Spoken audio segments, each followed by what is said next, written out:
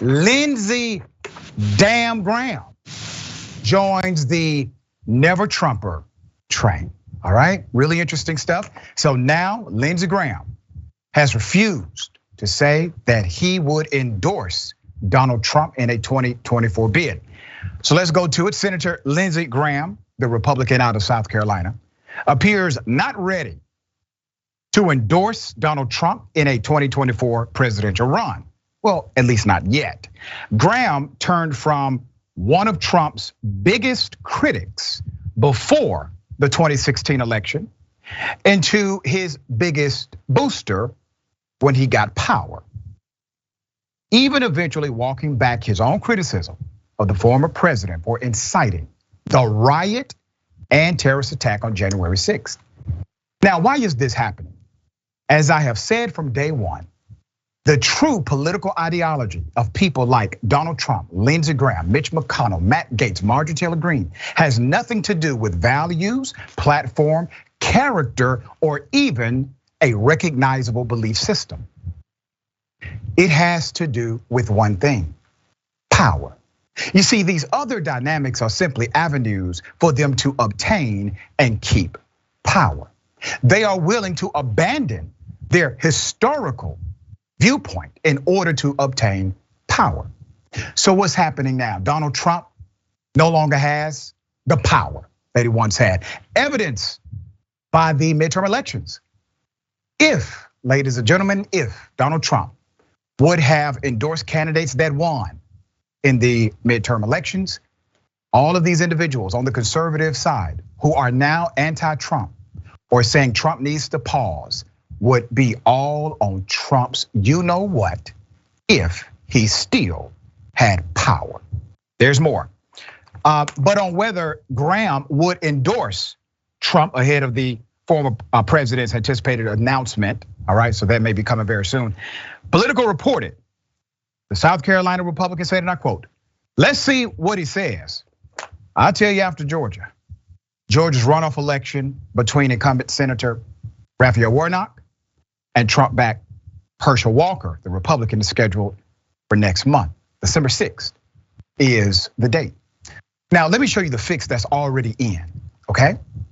2 years ago, lawmakers in the state of Georgia passed laws to give Herschel Walker an advantage in a runoff. Let me explain. Number one, because of the holiday season, they have eliminated all weekend voting in a runoff election. That was a law recently passed to benefit the Republican. They also decided to limit the amount of time between the general election and the actual date for the runoff. The turnaround time is much shorter. Why? Because longer turnaround times favors the Democratic candidate as opposed to the Republican based on historical documentation and performance. What else did they do? The state of Georgia, in that one law, also gave the state the ability to overtake an election at any time from any county for basically any reason.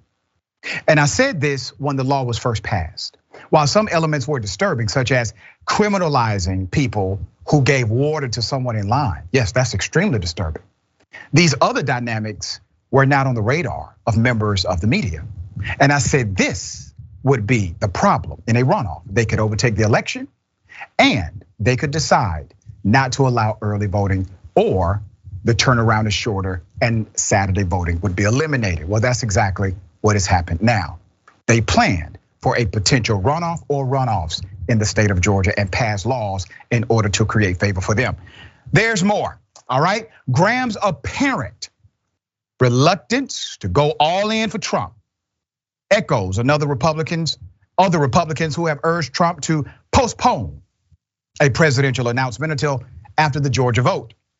The once predicted red wave in the 2022 midterms dissolved into worse than anticipated GOP results, which many critics attributed to Trump. Now, racists like Steve Bannon, he guaranteed there was going to be a reckoning because of voters in America. Well, that did not happen. His buddy, Donald Trump, is a big reason, but is generally the Republican Party overall. You see, you all allowed one man to shrink the platform of your already pitiful political movement into something even more disgusting. You allowed one person to define holistically who you are as an individual and collectively. And because of that, you decided to ride that horse all the way to the victory of Donald Trump. And you're gonna ride that horse out of town as well. You came up with no solutions. You provided no policy dynamics, and you did not challenge power where it needed to be challenged in Trump. There's more.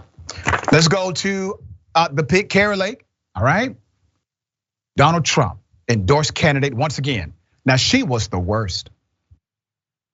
She absolutely wanted to be the new Donald Trump. On Monday, the Washington Post reported that the inner circle of Kari Lake, the Phoenix News anchor turned Trump-loving candidate for Arizona governor, are preparing for the race to be called against her. It is done now, it's over with, it's a done deal. The problem is that she has to say, hey, I lost, because there could be fallout, to say the least, all right? This is it. This is the beginning of the end.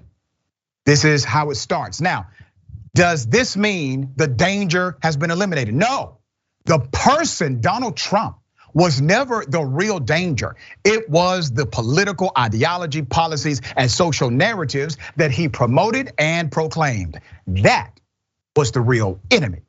Does that enemy still permeate inside of the conservative movement? Yes. Who will now champion that ideology? Well, people like Governor DeSantis out of Florida and others will continue to carry this evil ideology of hate and intolerance. Trump is a personality. They are representing something much more.